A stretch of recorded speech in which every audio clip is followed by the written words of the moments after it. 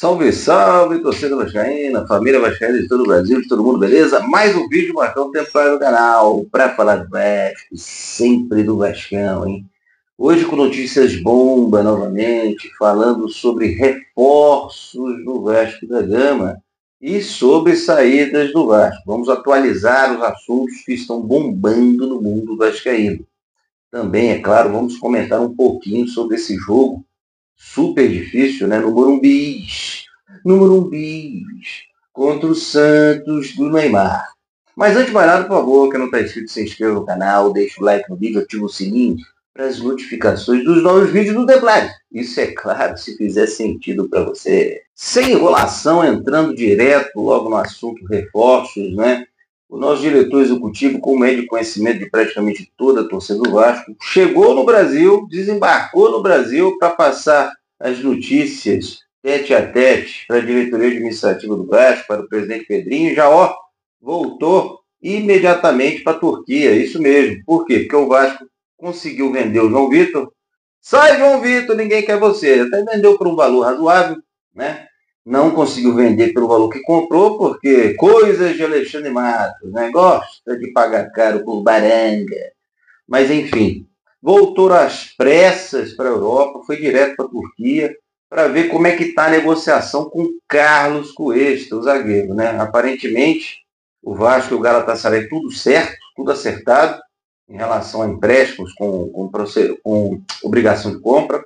O problema é que clube russo, parece que o Spartak Moscou entrou na jogada, colocando muito dinheiro em termos de salários, né, e luvas para o Carlos Cuesta, e aí deu uma tremida. O cara falou, porra, meu irmão, peraí, eu acho que eu vou continuar na Europa, vou ganhar mais.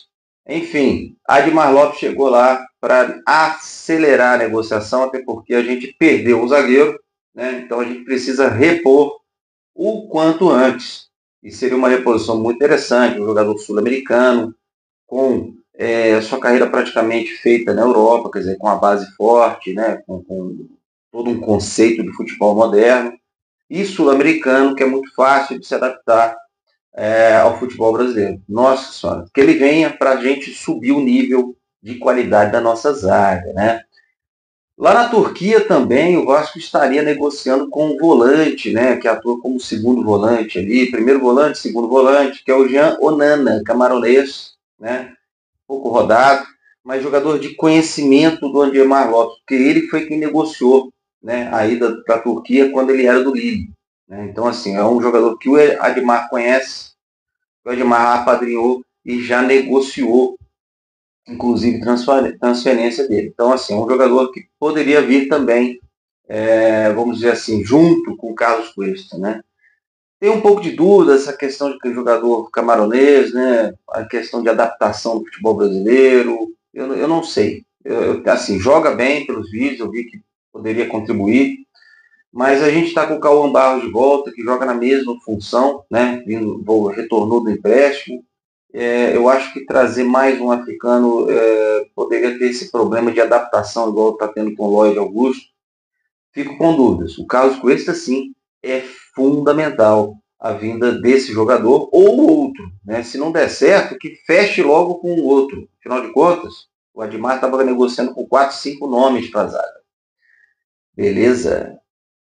E para o ataque, o Admar Lopes continua negociando. Né? Jonathan Iconé, o francês que joga na Itália, que falou aí de forma extraoficial aí, que não teria recebido proposta nenhuma do Vasco. Não é bem assim, não. O Vasco está negociando com ele também, tá?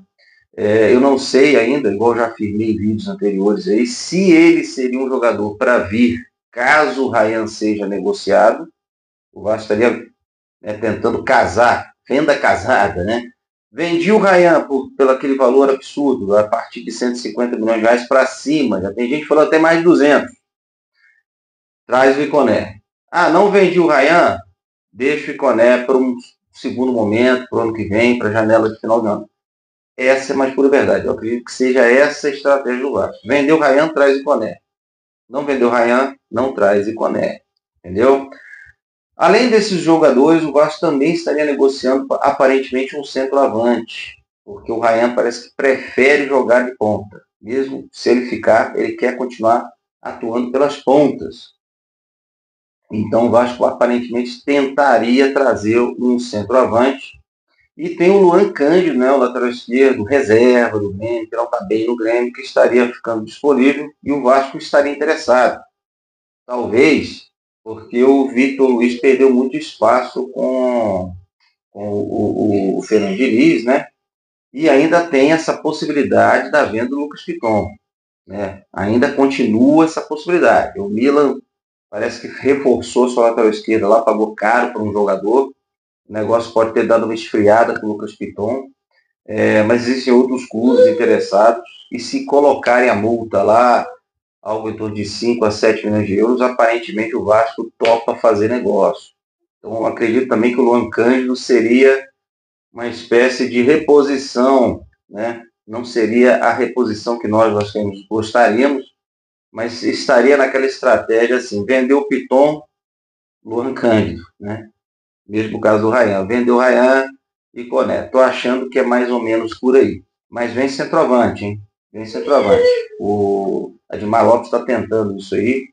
Eu acho que vai ser extremamente importante a gente ter uma opção, né, que jogue diferente. Igual a gente já vem falando aqui no canal há mais de 30 dias, né, que jogue diferente do Verratti para contribuir bastante com o time do Vasco, de Fernando Diniz.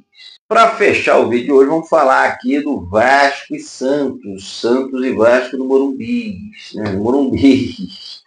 Enfim, o jogo vai estar com casa cheia. Santos vem num bom momento. Né, essa é a mais pura verdade. Vem recuperando, saiu da zona, vem se afastando. Teve uma excelente vitória fora de casa contra o Cruzeiro. Né?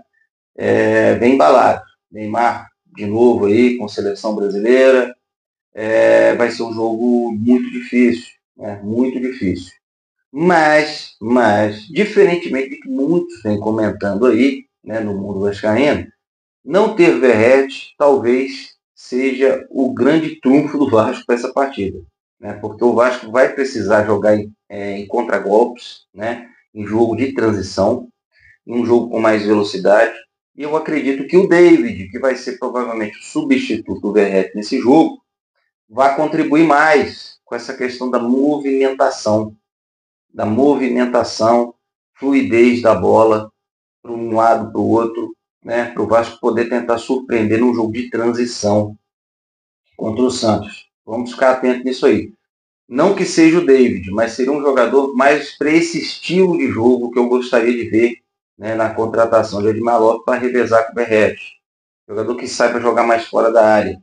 Esse tipo de jogo é para esse tipo de centroavante e não para o Verratti. O Verratti, se estivesse em campo, iria contribuir muito pouco. Eu acredito que o Vasco tem chances agora maiores contra o Santos sem o Verratti do que com o Verratti. Vamos deixar o jogo acontecer, né? Vamos deixar o jogo acontecer. Não está naquela lista dos jogos que eu falei que o Vasco precisa vencer, que são os jogos mata-mata. Antes da gente fechar o vídeo, só para a gente lembrar quais são os jogos que o Vasco não pode perder. Aliás, ele tem a obrigação de vencer. São jogos mata-mata daqui para frente no Campeonato Brasileiro. Sport Recife, Fortaleza, Juventude, Vitória, Grêmio.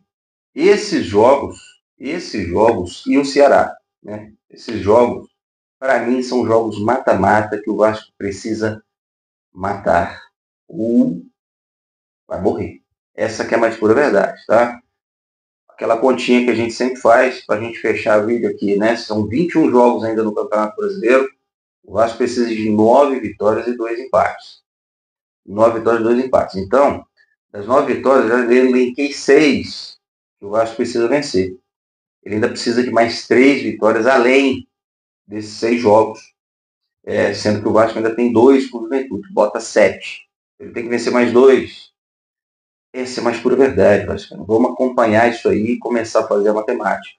Porque, infelizmente, é a nossa prioridade esse ano. É o Campeonato Brasileiro, é a sobrevivência do Campeonato Brasileiro. Perdão. O Copa do Brasil ficou muito difícil, né? Porque os reforços estão demorando demais a chegar. Vão chegar. O Carlos Andrés Gomes chegou, vão chegar mais 2, 3 nomes aí, mas esses nomes não são para a Copa do Brasil, são para a sobrevivência do Vasco na Série A. Qualquer novidade sobre Vasco e Santos e Vasco do Morumbi, a gente volta aqui no canal para falarmos sempre do Vascão. Valeu!